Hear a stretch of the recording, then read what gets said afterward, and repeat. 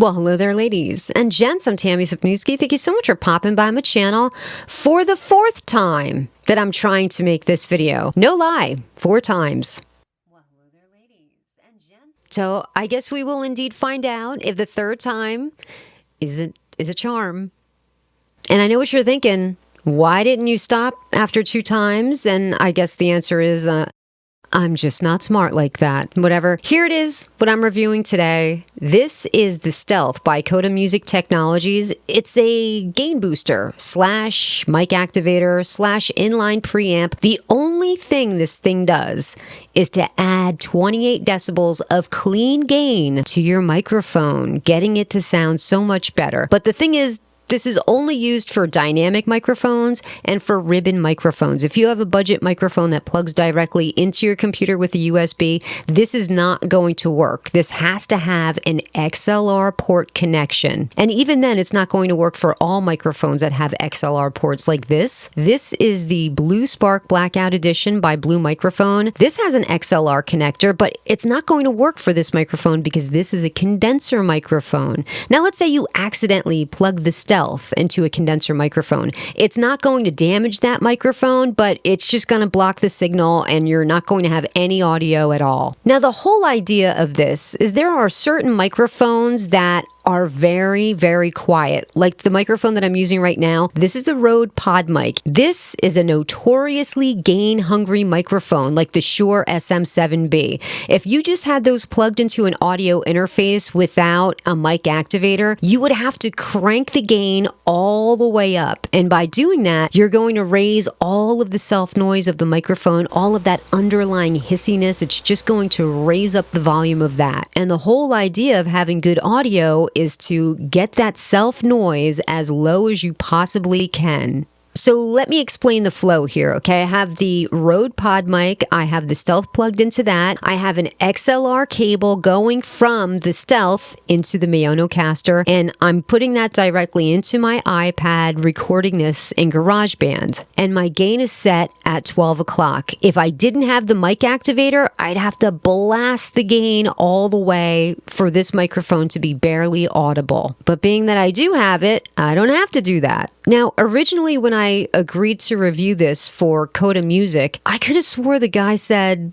they're going to try to keep the price as low as possible, and he was thinking around 40 bucks. I'm pretty sure that's what he said. So I've had this thing since July, and in my mind the whole time I'm thinking, okay, it's going to be like 40 bucks. What a great buy. This is a great budget alternative to a Fed head or a cloud lifter. So before I made the video, I went on Amazon just to see what the final price was, and it's 90 bucks. Surprise. So it's the same exact price as the Fed head by Triton Audio. Now, being that it is the same exact price, we are going to do a head-to-head comparison with the Fed head. Right off the bat, there's a big difference for me between the Stealth and the Fed head. The Fed head is going to plug directly into your audio mixer or your audio interface. The Stealth plugs directly into your microphone. So as you can see, it kind of elongates the look of your microphone. Now, do you have to plug this into your microphone? No. I mean, I could get another cable, put the cable into the Stealth, and then plug that cable into my microphone. But here's the thing, that's adding another component to the setup. And the more things that you have in your setup, the more chances you have of something failing, something going wrong, and something getting ruined. And when it comes to your setup, you want to be, doing it quick and easy, but you also want it to be streamlined. The less components, the better. And now I've plugged in the Fed head by Triton Audio, and I've left all of the settings exactly the same. This is the audio difference between the Fed head and the Stealth. And let me be quiet right off the bat for a self-noise test. I don't know if the TV is translating, but I can hear a TV and I also hear a cat. But there is also some self-noise generated with the mic boosters, which they all have. They all have a level of certain self-noise. Oh gosh. You guys are killing me. You're killing me.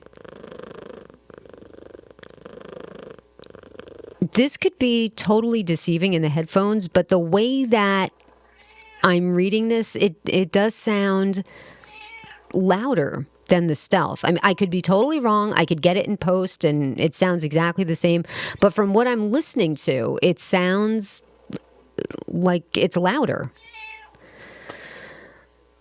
I probably should have set the microphone up like this to begin with, because I know there's a shadow on my face. There's a guy in the comments who's always like, oh, there's a shadow on your face whenever I have this set up. And I'm always like, oh, are you going to be okay with the shadow on my face? Are you going to live? Are you going to be all right? But I want to show off the t-shirt for a good reason. I found out about this awesome thing from my friend Aaron Anderson. I'm going to leave a card. You guys can go over to his channel. It's this thing called a zine. It's a little magazine that you actually can get this for free. I got it for free. It comes in a cute little bag. They take pictures that people take and they write a little story and they produce them in like a little magazine. You can make your own zine. Take a collection of your pictures, write up a little story. There's a story in here called He Threw the Last Punch Too Hard, and it's about this woman. Her mother got like beaten almost to death by one of her boyfriends. It's about domestic violence. And if you're interested in producing your own, like I said, I'm going to leave Aaron's information. I'll put it in a card, but I'll also put it down in the description. He walks you through the entire process of how to do it, where to go. Like, he's making this whole series on it. One of my friends, Gail at Random Life Productions, she's really into taking photographs with her vintage lenses. And I figured, that would be something I could totally see her doing. So I just wanted to pass on that to you in case you're interested in producing your own zine, or if you want to get a copy of the zine. It's totally free. You just have to pay shipping and handling to get the zine. And like I said, I did buy a t-shirt to kind of support the project. And I just want to show off the t-shirt because it is so soft. Sometimes you buy t-shirts and you have to wash them so many times to get them to fit good.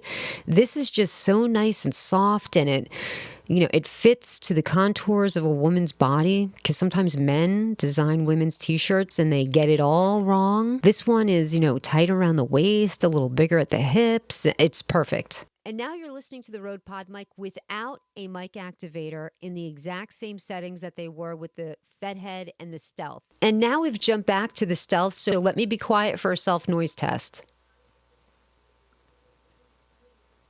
This is the audio difference between the Fedhead and the Stealth. And let me be quiet right off the bat for a self-noise test.